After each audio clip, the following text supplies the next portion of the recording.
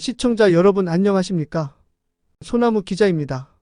오늘은 자영업자를 세 번 죽인 문재인 정권이라는 주제에 대해서 연필투브의 의견을 들어보겠습니다. 연필투브님 오늘의 이야기를 말씀해 주시겠습니까? 안녕하십니까. 연필투브입니다.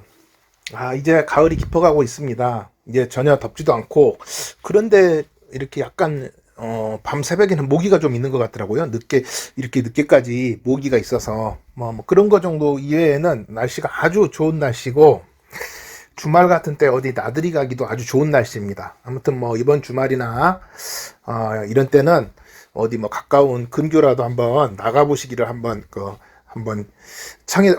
권유를 해드립니다. 저도 한번 주말에 어디 서울 근교에 좀 한번 가보겠습니다. 이제 오늘 주제는 문재인 정권에 대한 비판입니다. 이제 저는 원래 민주당 지지자였기 때문에 민주당에 대해서 이제 비판적으로 다시 민주당을 버리고 민주당에 대해서 객관적으로 비판적으로 한번 봐보자 라고 하기 전까지는 이런 걸 별로 몰랐습니다. 민주당의 문제점 이런 것에 대해서 그냥 민주당을 비판하는 우파 채널들이나 극우 채널들을 보면 그냥 이거 정말 말도 안 되는 소리로 비판을 하는구나, 정말 이 사람들 황당한 사람들이다 라고만 생각을 했습니다. 예전에 민주당 지지를 하고 했을 때 제가. 그런데 이제 민주당을 이제 버리고 객관적으로 한번 보자 하고 하니까 극우라든지 우파 채널에서 얘기하는 것들이 상당 부분 설득력 있는 것들도 있고, 뭐 여전히 마찬가지로 말도 안 되는 주장도 있습니다. 그러니까 말도 안 되는 주장은 극우나 극좌나 마찬가지로 양쪽에서 다 있기는 합니다.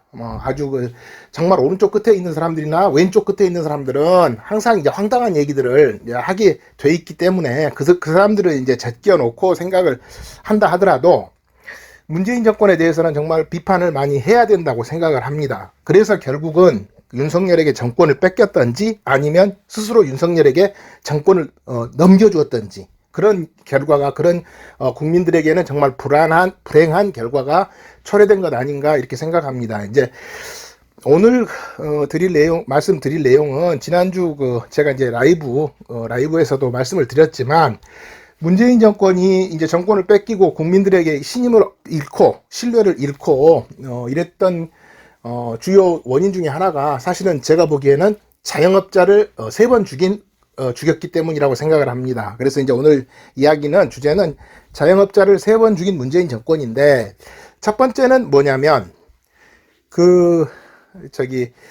정권 이제 대선 공약에도 포함되어 있었지만 정권이 이제 초기부터 이걸 합니다. 최저임금제를 급격하게 올려야 된다고 합니다. 이제 소득주도 성장이라고 해서. 이제 그러나 그 피해는 어디로 가냐면 결국은 그 피해가 무슨 재벌이라든지 대기업들이 최저임금 인상의 피해를 보고 대기업들이 자기들의 이제 초과적인 이윤을 이렇게 최저임금 인상으로 나누어줘야 되는 입장에 서는 것이 아니라, 이미 대기업이나 이렇게 재벌들은 이미 귀족노조가 형성되어 있고 이미 최저임금을 훨씬 초과하는 급여를 주고 있기 때문에 문재인 정권이 얘기하는 최저임금 급격한 인상은 결국 어디에게 타격을 가냐면 결국 귀족노조 근로자들보다 훨씬 더 열악한 처지에 있는 자영업자들한테 그대로 피해가 전가가 되는 겁니다. 그래서 없는 사람 돈 빼서 없는 사람 나눠주기밖에 안 되는 겁니다. 정말로 있는 재벌, 대기업, 이런 쪽에서 세금을 빼서 이게 나눠준다면 차라리 이것보다는 덜 나쁘긴 하죠. 그러나 최저임금을 급격히 올리니까 결국은 재벌이다 대기업이 타격을 받는 게 아니라 똑같은 처지에 오히려 일반 귀족노조 근로자들보다는 훨씬 열악한 처지에 있는 자영업자들이 타격을 받게 되는 겁니다. 그래서 이제 고용을 줄이고 결국은 최저가격제라는 것에 이제는 경제적으로 봤을 때는 당연히 수요가 줄어들고 초과 공급이 발생하게 되죠. 그렇기 때문에 이제 오히려 이제 자영업자들이 어떻게 해서든지 정말 눈물 나는 노력을 통해서 인건비를 줄이기 위해서 고용을 줄이고, 그 다음에 이제 또 최저임금이 올라가니까 공급은 늘어나고 그래서 이제 원하는 만큼의 일자리가 충분히 공급되지 않고 이런 현상이 나타났고 결국 자영업자들이 어렵게 되기 시작하니까 결국은 여러 분야 경제적으로도 정말로 침체가 오고 정말 문재인 정권에서 얘기했던 소득주도 성장하고는 정반대의 결과가 일어난 겁니다. 이제 사실은 삼성전자나 현대차가 자동차를 수출하고 반도체를 엄청나게 수출했다고 해서 국가적으로 정말 곳곳에 경제적인 파급 효과가 일어나는 건 아닙니다. 대기업 중심으로 최소한 자기들이 연관되어 있는 산업 분야 이내에서 외화는 좀 벌어들이겠지만 그 산업 분야 이내로 그 파급 효과는 제한이 됩니다. 그러나 이제 자영업자들이 장사가 잘 되고 자영업자들이 돈 좀 벌리네, 이거 살만하네 하네라고 생각을 한다면 그것은 이제 전국적인 파급 효과가 일어나는 것입니다. 그러나 그것과 반대로 최저임금을 급격하게 올림으로써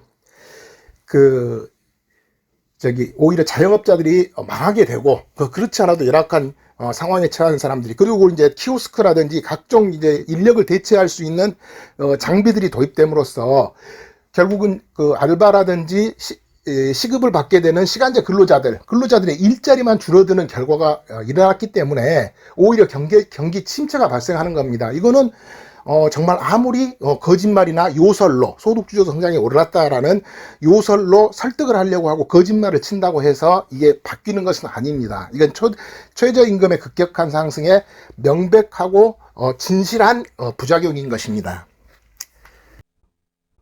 잘 들었습니다. 다음으로 문재인 정권이 자영업자를 죽인 두 번째 정책에 대해서 말씀해 주시겠습니까? 예, 다음으로 그 문재인 정권이 또 자영업자들을 죽인 또 두 번째 정책은 뭐였냐면 저겁니다.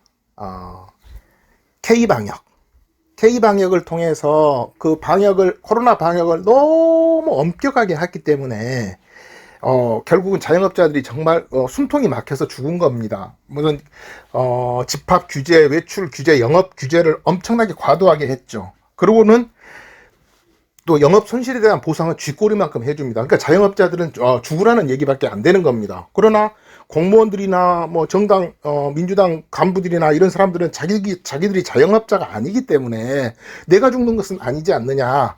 결국 내가 너만 안 죽으면 된다라는 마음이 하나 또 있었고, 또 하나는 위선입니다. 자기들이 하는 것은 다 정당하고 옳은 겁니다. 그리고 자기들이 하는 정책에 대해서 반대하는 것은 다 잘못된 것입니다.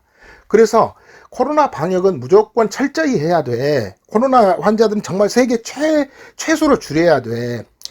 그래야 우리 K 방역이 세계적으로 인정을 받을 수 있어. 라고 이제 생각하는 겁니다. 그리고 그렇게 주장을 하고 방역을 좀 완화를 하는 주장을 하게 되면 이거는 무책임한 행동이다라고 하면서 우리 K 방역을 지켜야 된다. 이런 논리를 가지고 한 겁니다.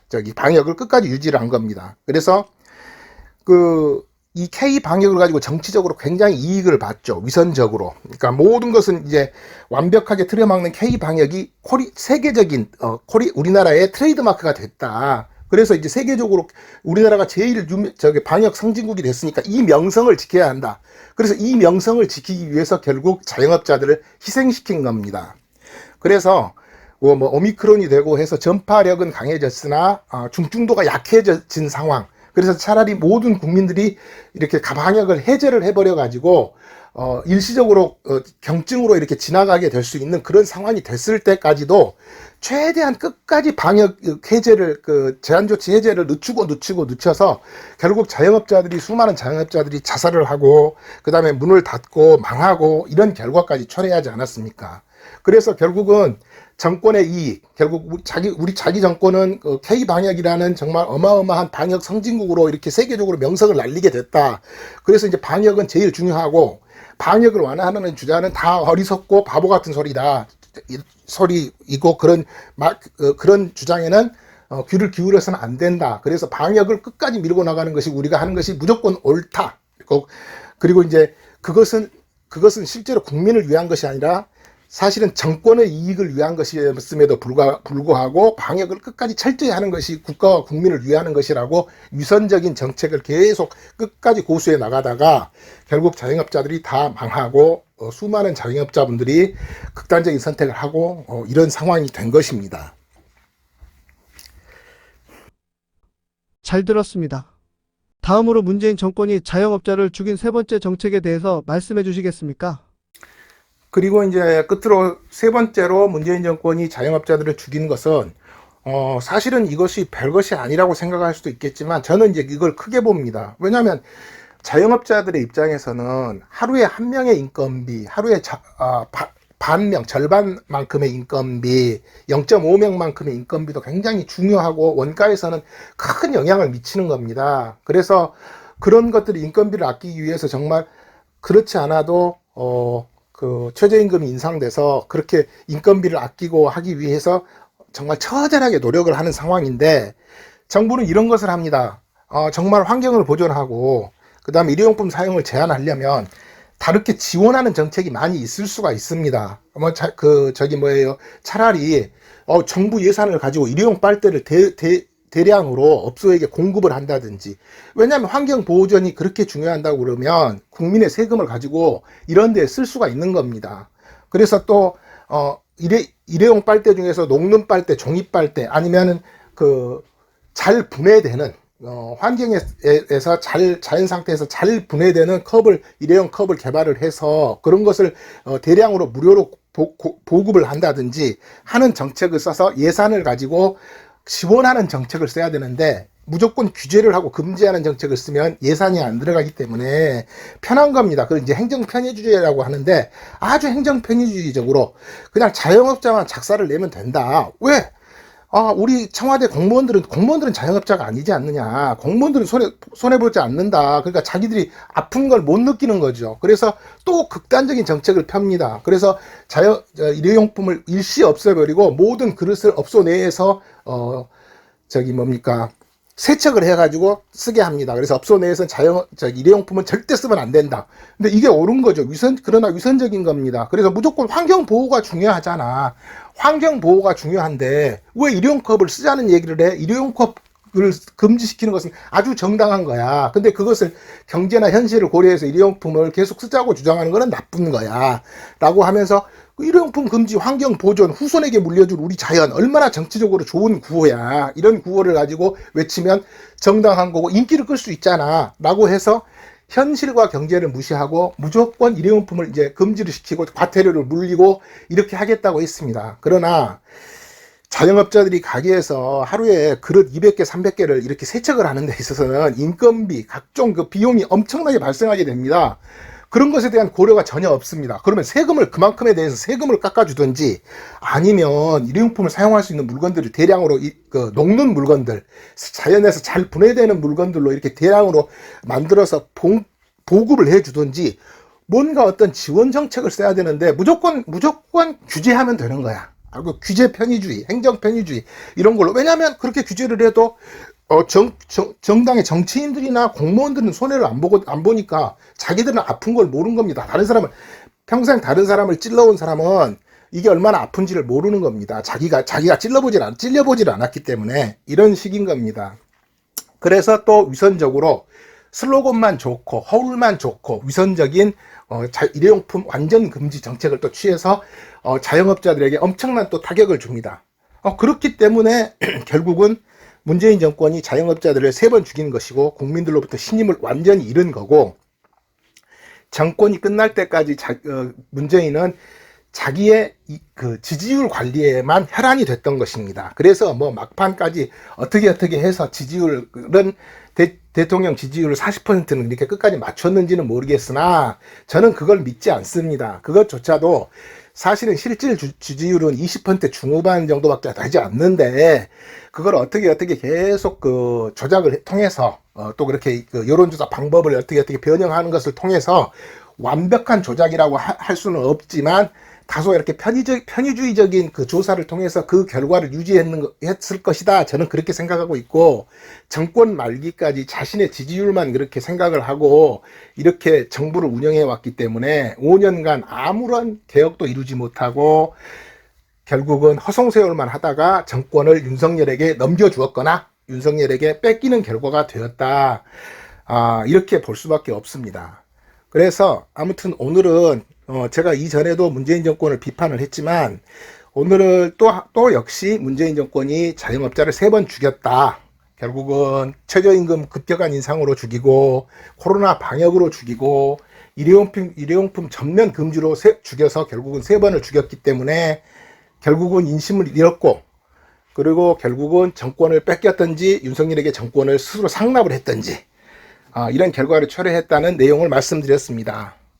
예, 긴 영상 끝까지 시청해 주셔서 감사합니다.